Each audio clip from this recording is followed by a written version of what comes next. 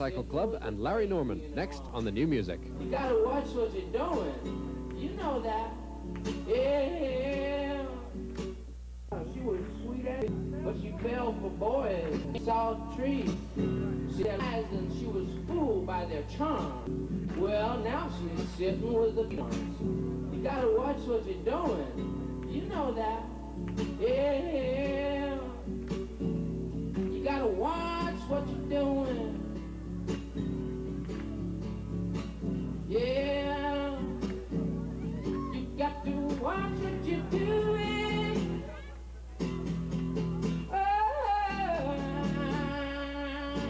you gotta watch out. Larry Norman's extraordinary career has included stints with Jimi Hendrix, Janis Joplin, and members of the Rolling Stones. Since the days when all rock and roll was regarded with suspicion by the church, he has worked unstintingly at his musical ministry. Like right now, I'm working with Steve Jones of the Sex Pistols and one of the guys in Duran Duran. What are you doing? I'm in the studio, and I let them play on stuff once in a while, and then when we go out to restaurants, I talk to them, and they laugh and say, you never give up, you know. You're always talking to me about Jesus, but they don't stop me. When I was 9, I started performing publicly, but it was never with the idea of making an album. I wanted to be of use on earth. I wanted to be, in my limited imagination as a 9-year-old, I wanted to be a missionary. I wanted to be an evangelist or something. And at the age of 9, you're not ready to begin your ministry. I mean, you know, Christ didn't begin his until 30. John the Baptist didn't begin his until 30. In the Jewish tradition, you weren't permitted to have public ministry until you were 30 because you weren't mature. But when I was 9, I wanted to do something good for people. I wanted to help bring some peace to the world. I want to help save the world, or however a 9-year-old would conceptualize it. So yeah, I talk about a lot of things because basically I'm not up there to make sure they have a good time and that they buy my records afterwards. I'm up there to try to talk some ordinary sense, but Christian sense, about things that are in the news.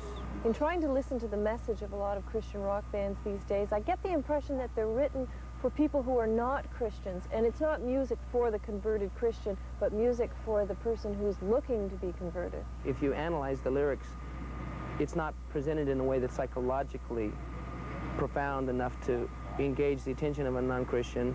It's really for Christians.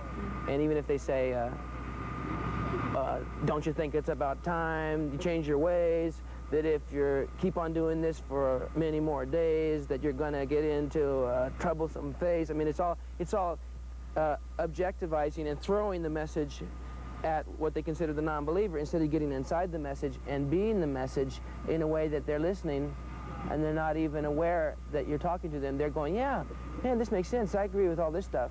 Instead, we keep them separate, and they're going, well, I don't know if I believe this.